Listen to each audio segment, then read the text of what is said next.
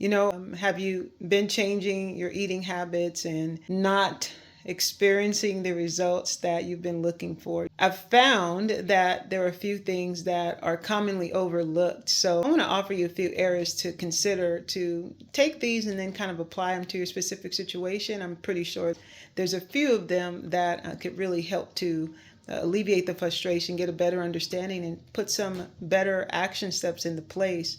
One of the things that restricts us from being able to see the results that we really want is not understanding that we're not doing the right thing. And so I'm going to go over these things right now, so to give you a little bit better clarity, and hopefully these will send you in the right direction. We have to understand that our body doesn't benefit or respond to what we eat, but it responds to what it's able to process. And this digestive process is what enables our body to regenerate and to function. Our eyes just don't work just because they work. Our hair just doesn't randomly grow. Our skin doesn't look the way it looks, or we don't see these changes just because. And it's not, regardless of what we might hear, it's not just essential. It just happened out of the blue. No. Anything that takes place, especially when something changes, a response in our body, something doesn't function the same, whether it's positive or negative, it is because something caused it. There is a issue. And so when it comes to the digestive system, we got to understand that, for one, we've been eating a lot of foods that are not really food. So our body is in an inflammatory state. It's going through this process of really trying to break down things that we're not supposed to have. And this is where a lot of the issues, digestive issues, come. But so it's very common that we just kind of chalk it up to how it is. Like, I'm going to eat this, and yeah, that food always gives me, indigestion, or I just take some Tums, or just pop some, some PPIs or some antacids. And we just accept it like that's just the way it is. But that's your body trying to send you a signal that I don't want this in me. Like, something isn't working right here. Like, what is this? And so when we're then saying or decide to switch from one way of doing things to another, our body just doesn't switch, overnight. Okay, Monday I'm going to start. So you start Monday and then you want to see the results by Friday. No. Your body has to go through a period of recalibration. You're giving it something new. It needs time to respond. And one of the things that is significant in this area is when it comes to our digestion. If we're eating something and our body can't process it, it can't extract the nutrients that are in there to then distribute to the body so that we can get the results of reduced body fat, increased energy, recovery of the muscle. And so you're still sore. You're still having digestive issues. Your energy didn't increase and the body fat didn't reduce. We're not going to get the benefits. So the digestion is really important. Now, tied into this is the quality of food. This is another area we have a tendency to overlook.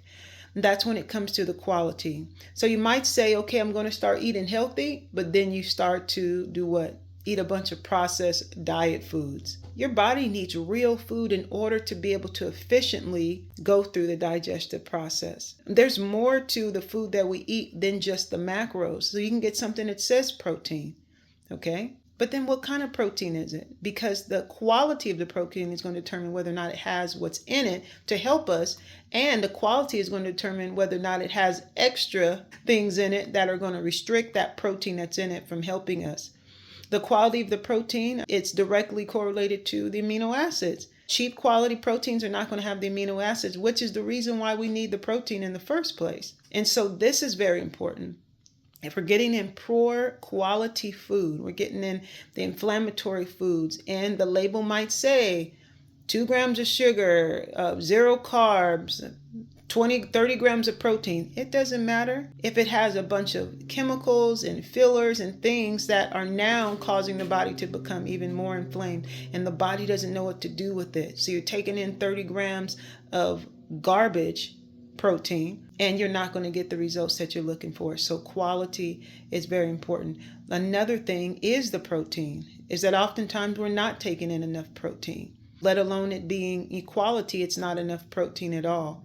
So just in general, when you're looking at being able to improve your health, remember, For one, we're already at a deficit of nutrients that we need because of the condition of our food supply. We've been getting in gimmick foods and chemicals for so long, marketed all sorts of things that we should never even be eating or using. And yet, and still, like when we go to eat healthy, we're going towards these same chemical foods, but just with a different label, nutritional facts, okay? And so this is really important. You want to get in protein, and you want to get in quality proteins. We can get those amino acids, and you want to make sure also that you're getting in enough protein. And so enough protein is going to be just roughly, you can just estimate what a healthy body weight is for you. And then from there, you can give yourself the equal amount of that in grams of protein. So if your healthy body weight is 130 pounds, well, then take in about 130 grams of protein distributed between 2 or 3 meals throughout the day, and no snacking in between. That also interferes with your body's being able to efficiently digest. So no snacking, that includes candies and things like that have, sugar and all of those things in it. Just leave it to the side. Chew on cloves or something. But make sure that you're getting in the quality protein and you're getting in enough. Okay?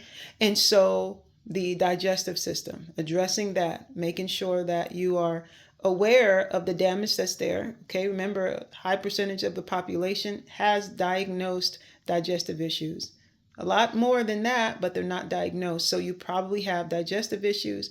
If you're unhealthy now, the food had a lot to do with it. Okay, so find out what you need to do to heal your digestive system. The second thing is we want to make sure that we have the right quality food. Poor quality food is going to cause more issues with our digestion. And it doesn't matter what macro category it is. It doesn't matter if the label says 0 sugar or high protein. It doesn't matter if it's all garbage. Meaning if it's not the quality that has the nutrients in it in order to work with our body's function to bring about that healing process that we need. The other thing is the protein. So we need more protein. Your healthy body weight in grams of protein. That's what you want to take in. And then in addition to that, make sure you're doing resistance training. We have joints for a reason, and we need more resistance training after the age of 30. So just make sure you're getting in consistent resistance training at least 3 times a week and moving your body every day and stretching, okay? So that's important for your metabolism, meaning for your body to be able to efficiently utilize what it takes in. Okay? And then also make sure, this is important, that you're getting enough rest. Rest is very important. Our body goes through the healing and cleansing process when we're sleeping. So rest is important. Yes, go ahead and get 8 hours. Yes, go ahead and turn off the news. Yes, go ahead and turn your phone off. Okay? So you need to get your rest. Do whatever it is that you need to do to get good, deep, quality sleep. Prioritize that, you all. And I know many of you have spoken to me about memory and that sort of thing, and your concern and your fears around them. You all, that is one of the most significant factors in regards to developing Alzheimer's is the lack of sleep. And the other one that is just as significant is sugar, refined sugar. It's not good for us. It's not going to help. Okay, so make sure that you're prioritizing your sleep. And like I said, you're getting in those proper nutrients, but just make sure you're not eating them too close to bed.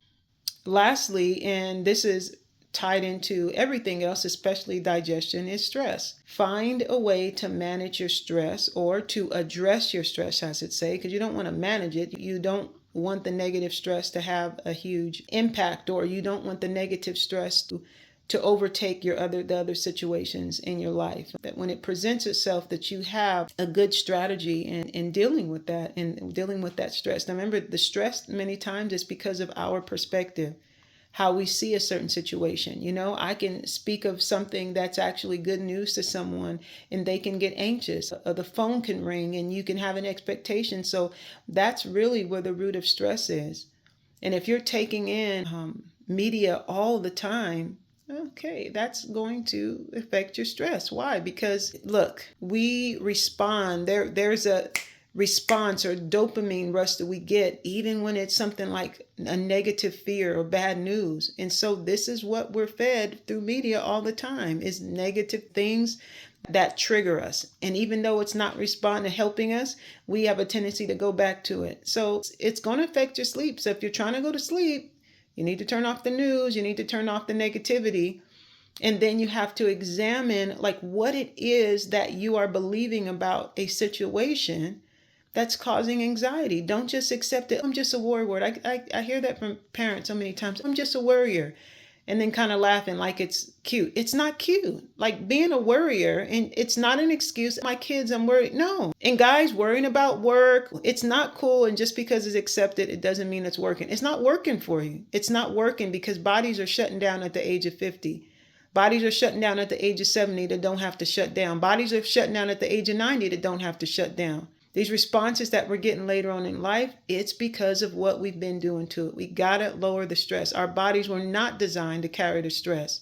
And the Bible tells us that all day long. There's a reason why. And the things that were recommended in the Bible for us are recommended for our benefit. God only gives good advice. And so you all, one of the main ways that to say the only way that I get a chance to, or I'm able to effectively deal with stress is praying, spending time with God before the negative comes in.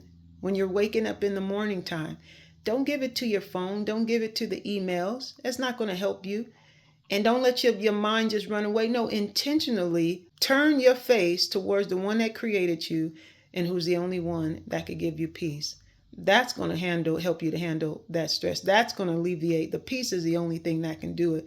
And when he fills your mind with that truth, and guess what's going to happen? The lie is going to run. And that's what leads us to eat the unhealthy foods and drink the alcohol and all of these other habits that we have to try to decrease the stress that are just causing more stress. So let's deal with the root of it, you all. So take a look at all of those areas.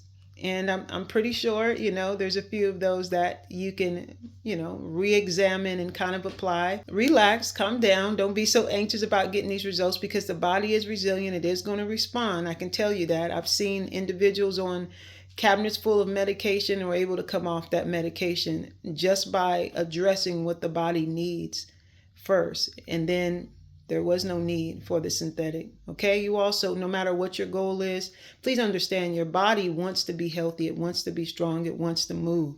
But we got to get this negative stuff out of there. And it's our responsibility to shut that stuff out. It's not helping us. We've seen many examples of this. Okay, you all. So I love you and hope that was helpful. Talk to you all soon.